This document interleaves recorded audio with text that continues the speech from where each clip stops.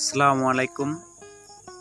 আজ আপনাদের দেখাবো আমরা কিভাবে মুরগি বাজার থেকে এনে পিস পিস করে কুটে তারপরে ধুইতেছি।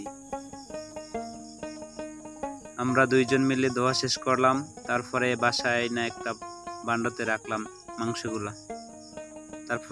তারপর কিছু মাংসতে হলুদ দিলাম রোস্ট করার জন্য, ভাজলাম, প্লেটে রাখলাম এক জায়গায়। তারপরে সব কিছু মশলা দিয়া রোস্ট করা শেষ, পাশাপাশি মাংস ভুনাও করলাম।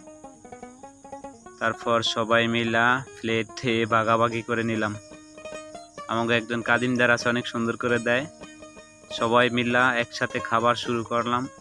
কেউ একটু বেশি, কেউ হয়তো একটু কম। আমার বড় ভাই জাফা খাইতেছে, দেখেন। এই হচ্ছে মেজো ভাই জাফা খাচ্ছে।